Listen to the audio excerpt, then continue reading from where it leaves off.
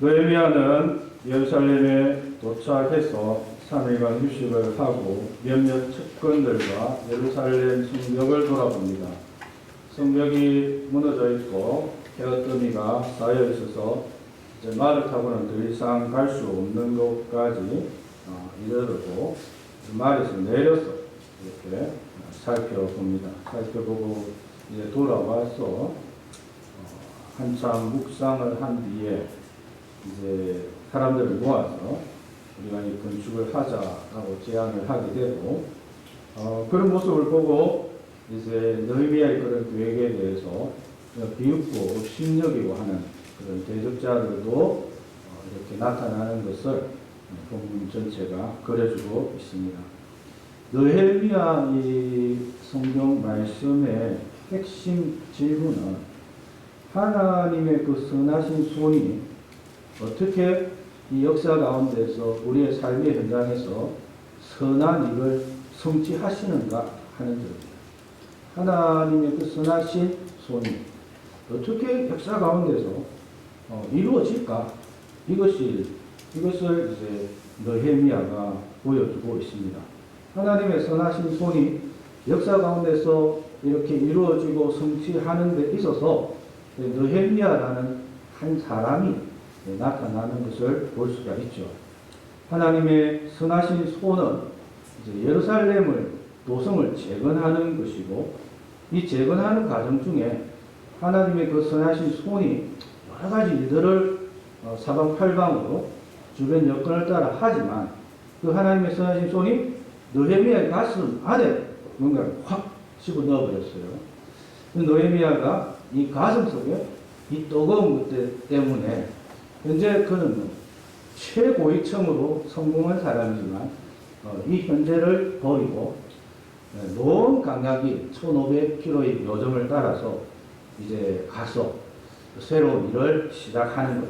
이런 전체적인 과정을 통해서 하나님의 선하신 손이 역사 가운데서 이렇게 일하고 계시고 그 하나님의 선하신 손은 오늘 현재도 우리의 삶의 여정에서도 동일하게 역사하는 줄 믿으시기 바랍니다.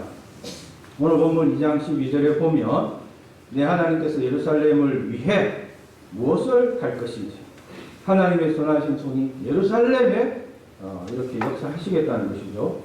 내 마음에 주신 것을 느헤미야의 가슴 안에 지금 하나님께서 주신 불덩어리가 있습니다.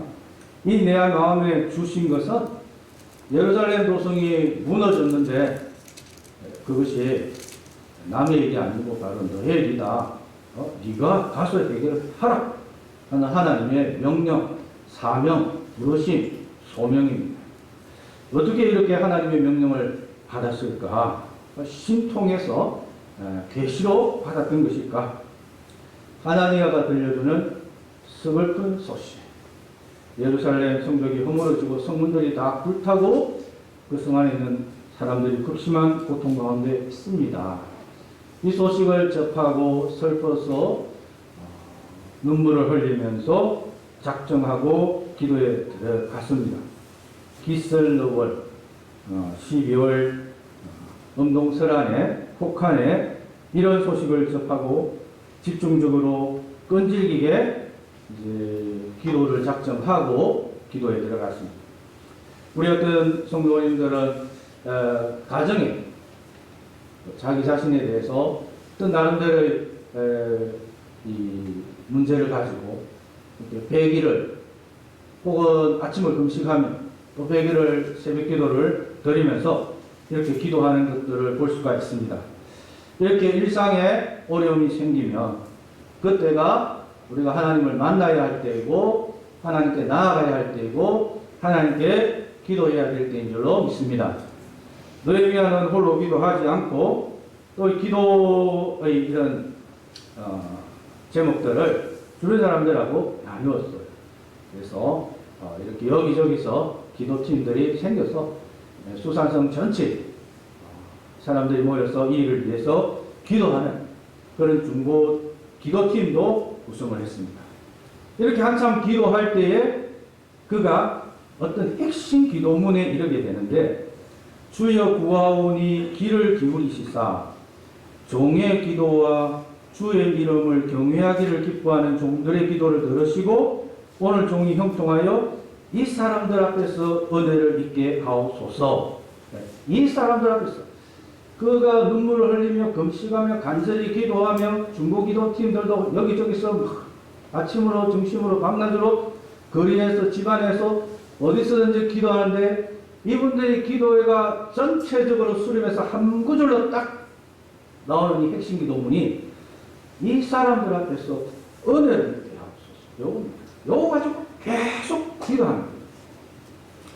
집중 기도와 중보 기도하는 가운데 근 4개월에 걸쳐서 울며 금식하며 기도하는 가운데 중보 기도 팀들이 함께 기도하는 가운데 이제 마지막 난제가 생긴 것이고 이 핵심 기도문에 이릅니다. 이 사람들 앞에서 은혜를 입게 하옵소서. 핵심 기도문에 이르렀다는 것은 하나님이 선하신 손으로 선한 일을 예루살렘에 하려는데 느헤미야에게 사명을 주셨고 느헤미야는 이 사명을 받았고 그리고 이 사명을 하겠다는 겁니다. 우리나라에 최초로 선교적 목적, 조선 땅에 복음을 전해야 되겠다 해서 최초로 선교적 목적으로 오신 선교사님이 칼 키절 라프라는 거예요. 칼 키절 라프. 이분은 유택의 독일입니다. 부모님 유태인인데 독일에서 태어나서 자랐어요. 근데 이분은 어릴 때부터 선교사가 되고 싶었습니다. 선교사가. 그런데 이 독일 같은 이 유럽 사회는 신학이라든지 법학이라든지 의학이라든지 이런 학문을 공부하려면 어릴 때부터 공부를 잘 해야 됩니다. 어릴 때 공부를 잘하기 위해서는 가정교사를 또 붙여야 돼요. 그래서 돈이 없으면 그 당시에 공부하기가 매우 힘들었습니다. 그런데 자기는 선교사가 되고 싶은데 선교사가 되려면 대학에 가서 신학을 공부해야 되는데 그까지 갈 수 있는 재정적인 지원이 없다는 것이죠. 그래서 키절라프는 계속 기도했는데 저는 이 동일한 핵심 기도문에 이르렀던 것 같아요. 하나님, 이 사람들에게 은혜를 입게 하여 주시옵소서. 동일한 핵심 기도문에 이르렀던 것 같아요. 그래서 이 키절라프가 그 당시에 임금님한테 편지를 보냅니다. 그 나라의 왕한테 편지를 보내요. 제가 선교사가 되고 싶습니다. 우리 집이 너무 가난해서 공부를 할 수 없습니다. 내가 대학에 가서 공부할 수 있게 해주세요. 선교사 하고 싶다. 임금님이 감동을 받았습니다. 그래서 그가 대학에 가서 공부할 수 있도록 대학에다 추천장을 보냅니다. 그래서 대학에 가서 공부를 해요. 마치고 나서 또 선교사 훈련을 가야 되는데 국가에서 국비로 선교사 훈련을 받도록 해줍니다. 그래서 이분이 최초로 우리나라에 와서 복음을 전합니다. 아마 하나님께서 그 시대에 하나님의 사람들을 통해서 하나님의 그 선하신 손이 역사 가운데 성취하는 그런 일들이 일어날 때에 무너져 있는 예루살렘 도성을 세우고 예루살렘 도성에 흔적도 없는 여기에는 예루살렘 도성을 세울 수 있을 것 같지도 않은 이 조선 땅에도 예루살렘 도성을 세우기 위해서 하나님의 선하신 손이 역사할 때에 이 하나님의 사람들이 하나님이 주시는 그 뜨거운 불덩어리를 가슴에 받는 것 같아요. 그리고 그것을 가지고 기도할 때 이분들의 핵심 기도는 이 사람들 앞에서 은혜를 입게 하옵소서. 그렇게 했더니 느헤미야는 예루살렘으로 가게 되고 키절라프는 대학으로 가서 신학훈련을 받게 되는 그런 일들을 봅니다. 느헤미야는 공직자입니다. 예루살렘으로 가고 싶어도 마음대로 갈 수가 없어요. 아닥사스다 왕의 허락이 필요합니다. 예루살렘을 재건해도 좋다는 왕의 제가가 있어야 합니다. 더구나 1500km 머나먼 여정을 가기 위해서는 많은 위험의 요소들이 있고 또 막상 예루살렘에 도착했다고 하지만 그곳에서 어떻게 성을 지을 것인가 하는 것은 또 다른 문제입니다. 이런 많은 산적한 문제를 생각만 해도 골치가 아프고 머리가 아프고 과연 이거 할 수 있을까?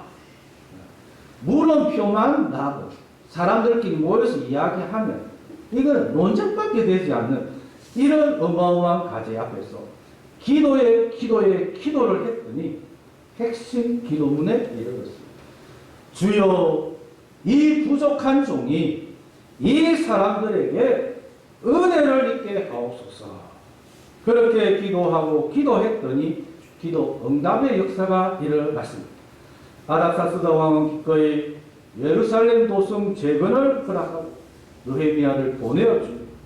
강서쪽 총독들에게 조서를 내려서 통행 허가증을 제공하고 왕의 살림 감독 아삽에게 조서를 내려서 성전에 속한 영문의 문과 성곽과 느헤미야의 간사용 들보를 쓸 제목을 제공하고 군대 장관과 기병대로 호위해서 신변을 보호하고 안전을 보장해줍니다. 이제 이런 하나님의 선하신 손의 역사가 일어나면 느헤미야는 예루살렘에 도착했습니다. 이제 어떻게 하나님의 명령을 시행할까? 느헤미야는 예루살렘에 도착했는데 이 느헤미야가 페르시아 수산에서 이 예루살렘까지 왔다는 이 자체가 사실 이 자체가 하나님의 선한 손의 역사입니다. 느헤미야가 왔다가 아니고 느헤미야가 온 것은 3번에 걸친 포로 기한 중에 한 번입니다. 사람들이 예루살렘 도성이 무너지고 폐허가 되고 수많은 사람들이 붙잡혀 갔는데 포로로 붙잡혀 갑니다. 1차로 주전 538년경에 세스바살과 스룹발벨과 예수아에 의해서 49,697명, 5만 명 합시다. 5만 명이 돌아와요. 5만 명이. 그리고 주전 458년에 에스라 주도로 1,758명, 2,000명이 합시다. 2,000명이 돌아와요.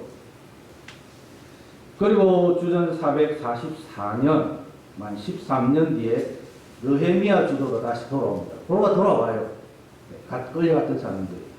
3차는 몇 명이 돌아왔는지는 알 수가 없는데 중요한 것은 숫자보다 느헤미야라는 사람이 지금 인도하고 있다는 것, 돌아오고 있다는 것, 이게 중요할 것 같아요. 왕이 최측근으로 있던 사람, 끝까지 갔다는 것도 대단하고, 포로 출신으로. 그리고 그 사람이 돌아왔다는 것도 의미가 있을 것 같아요. 조선 피로인이라는 말이 있습니다. 조선 피로인. 인지내란과 병자호란에 군인이 아닌 민간인으로서 포로로 끌려간 사람들을 조선 피로인이라고 해요. 일본에 끌려간 사람은 10만 명입니다. 병자호란에서 청나라에 끌려간 사람은 한 50만 명이라고 해요. 일본에 끌려간 분들 중에 돌아오면 한 5천 명. 병자호란에 끌려가서 50만 명 정도 보는데 끌려온 사람은 5천 명이 안 됩니다. 왜 더 많이 끌려갔으면 더 많이 돌아와야 되는데 왜 안 될까? 이게 간단하지가 않아요.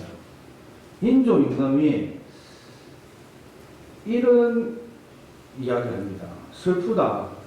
무고한 우리 백성들이 타국 땅에 잡혀가서 가족을 그리워한 나머지 죽음을 무릅쓰고 도망하여 돌아오기를 마치 그물을 벗어난 토끼가 숲속으로 뛰어 들어가듯 하였다.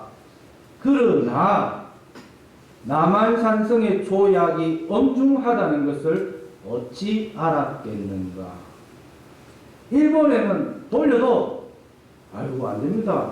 뭐 할 수가 없습니다. 이렇게 서로 우리가 좀 큰 소리를 치는 입장인데 청나라는 돌아오면 저쪽에서 신원을 파악해가 이쪽에 통보를 전라도 쪽으로 300명 갔다 경상도로 500명 갔네. 마감 날짜가 숫자를 채워요. 우리는 숫자를 못 채우면 관리들은 문책을 당하니까 센 가족이라도 그 주변에 센 가족이라도 잡아가지고 치고 넣어 숫자를 맞춰줘요. 그래서 부모와 자식이 생이별을 하고 남편과 아내가 세미경을 하고 추포 마감 기한에 쫓기면 관리들이 엉뚱한 사람들을 그 주변의 가족들의 이웃을 잡아가지고 보내고 인조 임금이 이런 사태를 보고 내가 병을 얻었다라고 할 정도로 사실은 역사 가운데 이 포로가 귀환한다는 것, 고향으로 다시 돌아간다는 것은 대단히 어렵습니다. 1차, 2차, 3차에 걸쳐서 3차에는 느헤미야가 왕의 최측근이 이렇게 고향 땅으로 돌아가는 것. 이 자체가 하나님의 선한 손의 역사인 줄로 믿습니다. 느헤미야는 이렇게 예루살렘에 도착해서 3일간 휴식을 취하고 그리고 현장을 답사합니다. 내 하나님께서 예루살렘을 위해 무엇을 할 것인지 내 마음에 주신 것을 주변 사람들이 이야기하는 극소수의 몇 사람과 함께 그 현장을 이제 탐방합니다. 요란한 현장 답사가 아닌 것 같고요. 소수의 실무자들과 현장을 답사합니다. 13절에 보면 아주 구체적으로 현장을 어떻게 답사하고 있는지 보여주고 있어요. 그 밤에 골짜기 문으로 나가서 용정으로 군문에 이르는 동안에 이 골짜기 문은 서쪽의 주문입니다. 우리 성도님들께서 앉아 계신 곳에서 오른쪽 저 문을 서쪽이라 보면 저기가 골짜기 문입니다. 저 서쪽 골짜기 문에서 남쪽 끝으로 지금 내려오고 있는 겁니다. 용정의 분문에 이르는 분문이 이제 여기 희탁이 있는 여기가 분문이라 생각하시면 되겠습니다. 여기 성 안으로 들어오는 문들이 이름입니다. 이 분문에는 제사장들이 제사를 지내고 죄를 여기다 버렸습니다. 이 분문에 이르는 동안에 보니 예루살렘 성벽이 다 무너졌고 성문은 불타 있었습니다. 이런 이제 유서 깊은 곳, 정말 다윗 시대, 솔로몬 시대 같으면 이게 얼마나 화려한 곳입니다. 근데 여기가 지금 한마디로 폐허가 되어 있고 방치가 되어 있고 재덩어리가 되어 있는 거죠. 마음에 그렇게 생각은 하고 있었지만 1500km를 와서 막상 현장을 둘러보니 얼마나 마음이 참담했겠습니까? 우리나라 선조 중에 길재라는 분이 있는데 고려 말의 신화입니다. 고려가 멸망하고 나서 고려의 수도 개경을 돌아보면서 이런 시를 썼습니다. 500년 도읍지를 필마로 돌았더니 산천은 어구하되 인걸은 감되었네. 어저번 태평영월이 꿈이런가 하노라. 500년 고려 수도였는데 이제 가보니 산천은 그대로 있는데 그 당시에 왕도 없고 신하들도 없고 성문을 지키던 병사들도 없고 정말 그때 이게 꿈이 아닌가 그런 아쉬움을 노래하고 있습니다. 현장을 답사하고 있는 느헤미야의 심정이 이와 같지 않았을까. 사람도 없고 성벽은 무너지고 성문들은 불타버리고 황폐한 예루살렘, 폐허 같은 예루살렘, 하나님의 영광이 일어났던 그 다윗과 솔로몬 시대의 그런 거는 완전히 꿈과 같은 그런 현장입니다. 더구나 14절을 보시면 앞으로 나아가 샘문과 왕의 못에 이르러서는 한 짐승이 지나갈 곳이 없는지라. 이 덤문 밑에 이제 샘문이 있고 이제 한 바퀴 이렇게 돌았습니다. 돌아서 이제 오른쪽 이 동쪽에 왕의 못이 있는데 이렇게 서쪽에서 남쪽으로 해서 이렇게 돌았는데 어느 지점에 가니까 너무 돌무더기가 쌓여 있어가지고 이제 말을 타고는 갈 수 없는 그 지점까지 이르렀다는 겁니다.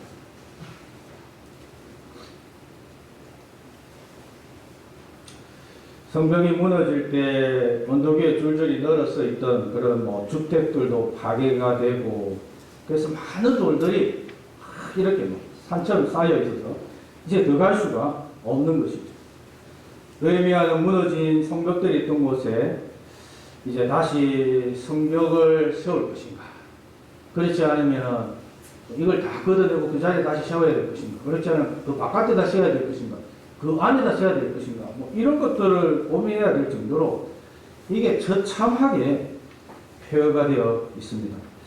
15절에 보시면 그 밤에 시내를 따라 올라가서 성벽을 살펴본 후에 돌아서 골짜기 문으로 들어와 돌아왔으나 돌 무더기 때문에 말을 타고 갈 수가 없어서 걸어서 나머지는 답사를 하고 서쪽에서 남쪽, 남쪽에서 동쪽으로 좀 왔다가 다시 왔던 길을 돌아가는 이런 과정을 통해서 그가 현장을 답사했습니다.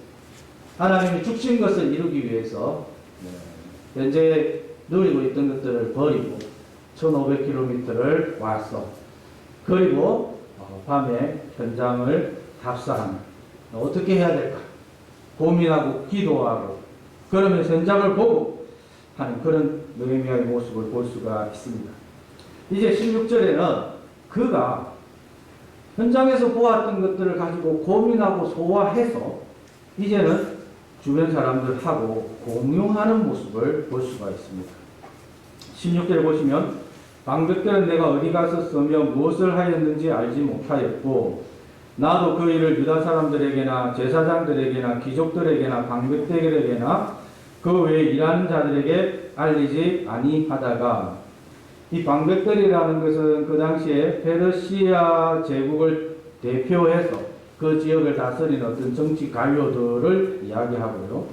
제사장들이란 포로기한 이후에 예루살렘 이제 공동체에서 종교적인 영향력을 행사하고 있는 분들, 귀족들은 이제 각 그 지파의 장로들로 불리우는 가문의 주요 어른들, 이런 분들인데, 이제 그 이러한 일들을 처음에 이제 알리지 않고 한번 쭉 현장을 답사하고 그러고 나서 이제 나름대로 어디서부터 시작해야 될까? 어떻게 시작해야 될까? 네. 구체적으로 어떻게 성벽을 재건할지 계획하고 기도하고 하나님이 느헤미야의 마음속에 주신 것을 좀 더 구체화하는 그런 시간들을 가졌습니다.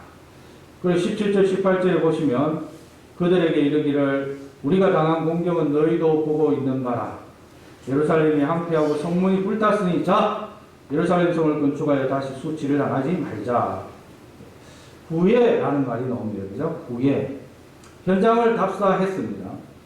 그리고 공사 전문가들의 의견도 좀 경청을 했겠죠. 지금 무너져 있는 성벽의 잔해들을 다 드러내고 원래 있던 자리에다 정축을 할 것이냐, 아니면 현재의 성벽들은 포기하고 바깥쪽에 한번 지을까? 그것이 너무 공사 위험이 높고 또 어려우면 안쪽에 지을 것인가? 이런 기존의 성벽을 정리해서 어떻게 할 것인지, 이 방법의 장단점들, 뭐 이런 것들을 치밀하게 좀 의논하는 시간을 가졌던 것 같아요. 그래서 위치를 선정하고 공사의 시기, 공사의 방법들을 구체적으로 계획하고 나서 그런 후에 느헤미야는 이제 그 지역의 지도자들을 불러 모았습니다. 후에 그들에게 이르기를 우리가 당한 공경은, 느헤미야가 우리가라는 말을 하고 있죠. 그죠? 지금 이 처한 예루살렘 동성이 항폐한 이 처한 상황을 우리가 당한 공경이라고, 우리가 당한 어려움이라고 이야기하고 있습니다. 적어도 하나님께서 주신 그 무엇, 가슴 속에 있는 이 불타는 것은 현재 이 예루살렘 도성에 대해서 아파하고 슬퍼하고 이 도성을 위해서 기도하는 이 사람들이 참여할 수 있는 것이죠. 이 우리라는 여기는 예루살렘 도성을 향한 눈물이 있고 기도가 있는 사람들, 그 사람들입니다. 그래서 우리가 당한 이 공경은 너희도 보고 있는 바라. 이제 나도 와서 보고 있고 당신들은 이미 그 안에 살고 있으니 보고 있습니다. 성벽이 무너져 있는 것에 대해서 잘했군 잘했어 잘했군 잘했군 잘했어 이런 사람은 이 성벽 재건에 참여할 수가 없다는 것이죠. 성벽을 보고 눈물을 흘리고 통회하는 그 사람들, 우리가 당한 공경은 너희도 보고 있는 바라. 지금 직면하고 있는 문제는 우리의 문제라는 것이고요. 그 문제가 구체적으로 무엇인지 느헤미야는 현장을 둘러보고 스스로 이제 체험했고, 그리고 유다의 지도자들을 불러 모아서 서로 공유하고 있습니다. 예루살렘 도성이 함께 성문이 불타 있습니다. 우리가 다 같이 이 사실을 지금 목격하고 있습니다. 그리고 이제 느헤미야는 유다의 지도자들에게 무엇을 할 것인지를 명료하게 밝힙니다. 그러니 우리가 예루살렘 도성을 건축합시다. 예루살렘 도성은 하나님의 인재를 상징하는 도성이요, 그 성 안에 사는 유다인들은 하나님의 백성을 의미합니다. 그런데 성이 해파되어 있으면 이방인들은 유다인들뿐만 아니라 여호와 하나님을 조롱할 것입니다. 그런 점에서 우리가 도성을 건축해서 다시는 이러한 수치를 당하지 맙시다. 왜냐하면 이런 이야기만 한 것이 아니고요, 하나님의 선하신 손이, 우리가 예루살렘 도성을 건축하면 하나님의 선하신 손이 우리를 도우실 터인데, 그 출발점은 자신이 이곳에 오게 된 여정도 하나님의 선하신 손의 도움으로 왔다는 것을 간증을 합니다. 어떻게 그 소식을 듣고 어떻게 그가 왕을 만나고 왕으로부터 허락을 받았는지 쭉 이야기를 해요. 그러니 사람들이 은혜를 받습니다. 우리가 같이 합시다. 그런 역사들이 일어나는 것을 볼 수가 있습니다. 하나님의 선하신 손은 느헤미야의 가슴에 사명을 주셨고 열정을 주셨습니다. 현재 술 맡은 간으로 잘 먹고 잘 살고 있지만 그 자리에 머물지 않고 예루살렘 도성을 향하여 왔습니다. 예루살렘의 황폐한 상태는 예루살렘의 그 심한 고통 가운데 있는 주민들의 문제가 아니라 느헤미야의 문제였습니다. 하나님은 예루살렘을 회복시키기 위해서 아닥사스다 왕과 같은 이방인들로 통해서 은혜를 내리고 있다는 이 사실을 느헤미야는 간증했습니다. 현재 문제가 있는데 그 문제는 우리의 모두의 문제입니다.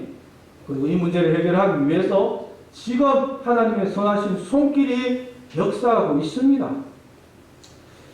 교회 공동체에서 어떤 변화가 일어나는 과정에는 이처럼 선하신 하나님이 느헤미야의 마음에 주신 그 뜨거운 사명과 열정이 우리 주변에 조금씩 퍼져나갈 때 그때 변화가 일어나게 될 줄로 믿습니다. 느헤미야 혼자 열정과 사명감을 가지고 있으면 혼자서 바쁜나죠. 그 열정과 사명감을처럼 하나님이 내 곁에서 이렇게 선하신 손으로 역사하셨습니다 라고 간증하고 증언하고 그 불덩어리가 주변 사람의 가슴속으로 퍼져나갈 때 맞습니다. 우리가 함께 일을 합시다. 이런 변화, 결단의 역사가 일어났습니다. 느헤미야는 그 열정과 사명감을 공동체에 나누었고요. 그랬더니 놀라운 일이 사람들의 호응이 나타납니다. 맞습니다. 우리가 일어나서 함께 건축합시다. 이전에는 기대할 수 없는 일이죠. 아이고, 우리가 어떻게 이 일을, 선하신 하나님이 우리를 돕고 있습니다. 우리가 함께 건축하면 반드시 될 줄로 믿습니다. 선하신 하나님의 뜻인 예루살렘 도성을 재건합시다. 아멘, 할렐루야. 그런데 꼭 이런 일만 있는 것은 아닙니다. 19절에 보면 호론 사람 산발락과 종이었던 암몬 사람 도비야와 아라비아 사람 게셈이 이 말을 듣고 우리를 업신여기고 우리를 비웃어야 되되 너희가 하는 일이 무엇이냐? 너희가 왕을 배반하고자 하느냐? 하나님의 선하신 손이 느헤미야를 돕고 있기 때문에 모든 일이 순풍에 돛단 듯이 진행되는 것은 아니라는 것이죠. 하나님의 손에 선한 손이 있는가 하면 방해하는 대적의 손도 있습니다. 호론 사람 산발락, 암몬 사람 도비야, 이 느헤미야가 아닥사스다 왕의 최측근임을 잘 알고 있습니다. 그래서 이렇게 느헤미야가 왔다는 소식을 듣고 이 사람들이 간담이 덜컥 내려앉을 정도로 이 예루살렘 도성의 재건에 대해서 굉장히 반대하는, 적대시하는 이런 사람들입니다. 아라비아 사람 게셈은 또 페르시아의 어떤 관할 하에 에돔과 유다 남쪽 지역에 대한 정치적인 영향력을 가지고 있는 사람인데, 이 호른 사람 산발락, 암몬 사람 도비야, 아가비아 사람 게셈, 이 사람들은 어떠한 수단을 사용하든지 느헤미야와 유다 사람들이 성벽 재건을 수행하지 못하도록 방해 공작을 합니다. 에스라 시기에는 이 성벽 재건축 사업에 대해서 정치적인 이슈, 이 사람들이 욕먹을게 합니다. 잘못하면 큰일 납니다. 그렇게 해서 이 성벽 건설을 중단시키기도 했는데요. 지금은 느헤미야 왕의 채측근이 왔으니 감히 그런 고발은 하기가 힘들어요. 그래서 막 비난과 조롱을 쏟아붓습니다. 어이, 유다 쓰레기들 좀 보소. 지금 못하자는 거요. 그래 성벽을 쌓겠다고? 아이고 제 깡것들이 성벽 공사라니, 그런 거대 공사를 아무나 하나. 그러고 보니 저것들이 또 페르시아에 반기를 들려고 저러겠지. 저것들은 한번 혼이 나야 정신을 차리지. 온갖 욕을 퍼붓습니다.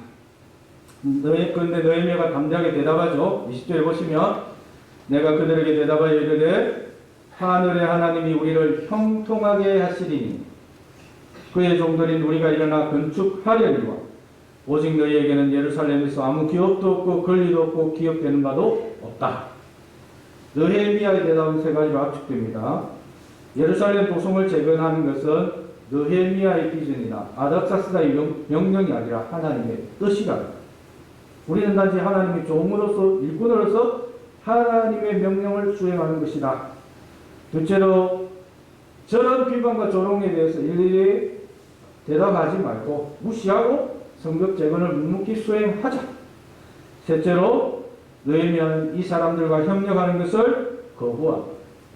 이 사람들은 하나님을 온전히 섬기는 사람들이 아니기 때문에 가치관이 다르고 세계관이 다르고 서로 건축하더라도 이해관계가 달라지기 때문에 이 사람들과 협력하지 않겠다. 이 사람들과 협력하면 훨씬 잘 될 수가 있어요. 그죠? 그런데 하지 않겠다라고 하는 것을 볼 수가 있습니다. 2019년 12월 중순에 원인을 알 수 없는 폐렴이 증상이 나타났고요. 2020년 2월 12일 세계보건기구는 이 병을 코로나 감염증 2019, 그래서 코비드19라고 명칭을 정했고, 우리나라는 코로나19라고 그렇게 명칭을 정했습니다. 이 동물로부터 전염되는 바이러스성 호흡기 질환인데 사스나 메르스보다 훨씬 전파력이 강하고 치명적입니다. 우리나라는 사망자가 1,300명 정도 되고요. 전 세계적으로는 200만 명이 죽었습니다. 그리고 4,300만 명이 투병 중에 있습니다. 계속해서 얼마나 죽을지 모르겠죠. 조선시대 같으면 어마어마하게 아마 죽었지 않을까. 그래서 코로나19 바이러스로 인해서 우리가 일상이라는 아주 소중한 예루살렘 도성이 무너지고, 그리고 우리의 그 신앙생활이라는 이 체계가 막 흔들리는 그런 굉장히 위험한 시기를 우리가 지내고 있습니다. 일상이었다면 아이들은 학교에 가서 공부를 하고, 대학생들은 또 상하 캠퍼스에서 학문을 열심히 준비하고, 또 가정들은 또 일상의 일터에서 또 열심히, 또 주말이 되고 주일이 되면 또 교회 와서 열심히 섬기는 우리의 이런 일상이라는 예루살렘 도성이 그냥 한순간에 성벽이 무너지고 성문들이 불타고 사람들이 죽고 산처럼 어부한데 인걸은 한 사람씩 확신자의 명단에 올라가고, 우리의 믿음의 그 체계, 믿음의 그 어떤 울타리가 무너지는 그런 경험을 우리는 하고 있습니다. 이럴 때 우리는 어떻게 하면 좋을까요? 느헤미야처럼 우리는 기도해야 할 때인 줄로 믿습니다. 우리가 기도하면 하나님의 선하신 손길이 우리 곁에서 우리를 인도하는 그 현장을 목격하게 될 줄로 믿습니다. 하나님의 선하신 손길이 우리의 마음 깊이 주신 것을 우리가 발견하고 또 순종해야 될 때인 줄로 믿습니다. 1832년 칼 키즐라프 선교사님은 이 조선 땅에 와서 성경책을 나눠주고, 그리고 우리 선조들이 또 얼마나 친절합니까? 이렇게 안주하고 막걸리도 이렇게 대접을 했나 봐요. 시큼한 음료수를 또 대접을 받았다, 이렇게 하시던데, 이분은 돌아가면서 이런 기도를 했습니다. 나의 전한 복음이 하나님의 섭리 속에서 반드시 열매 맺게 될 것을 확신합니다. 나는 이것을 믿었기에 영광에 찬 십자가의 도를 조선인에게 전하였습니다. 복음이 조선 온 땅에 퍼져 광명의 아침이 찾아오도록 하나님의 축복이 임하시기를 기도할 따름입니다. 선하신 하나님이 그 가슴에 준 것을 느헤미야는 받아서 기도하면서 이것을 위에서 1500km 여정을 가서 예루살렘 도성을 현장을 답사하고 그곳에서 이제 건축에 들어가요. 키즐라프는 하나님이 그 어릴 때부터 주신 그 가슴에 그 뜨거운 불덩어리 사명을 가지고 원어원 여정, 서구에서 조선은 선교사들의 무덤이라 하는데 이 조선에 와서 성경을 나눠주면서 예루살렘 도성의 재건에 대한 그런 비전을 가지고 왔다가 갔습니다. 오늘 우리도 우리의 예루살렘 도성이 무너지고 있지만 우리가 어떤 가슴에 어떤 불덩어리를 안고 어떻게 기도하느냐에 따라서 우리 대한민국의 미래는 100년 뒤, 200년 뒤 그 미래는 우리의 기도에, 우리의 비전에, 우리의 오늘의 그 열정에 달려있는 줄로 믿습니다. 깨닫지 못했던 것, 무조건 주어지는 것으로 여겼던 이 일상의 소중한 예루살렘 이 도성을 재건하는데 우리가 더 많이 울고 기도하고 함께 손을 부여잡고 하나님 자비를 내려달라고 그렇게 간절하게 기도하는 우리 축복로 모든 가족들 될 수 있기를 주님의 이름으로 축복합니다. 자비로우신 하나님 아버지, 코로나19 바이러스로 인해서 우리 일상의 예루살렘 도성의 성벽이 무너지고 성문들이 불타고 그 성 안에 있는 우리의 형제자매들이 극심한 고통 가운데 있습니다. 그러나 하나님은 여전히 선하신 손으로 우리의 삶의 현장을 지키시고 더 큰 위대한 비전을 보여주고 있습니다. 우리가 이때 더 많이 기도하게 하시고 울부짖게 하시고 하나님 앞에 나아가게 하시고 그래야 해서 하나님의 그 큰 꿈과 비전과 열정을 발견하고 참여하는 그런 우리 공동체 모든 가족들 될 수 있도록 도와주시옵소서. 예수님 이름으로 기도드립니다. 아멘.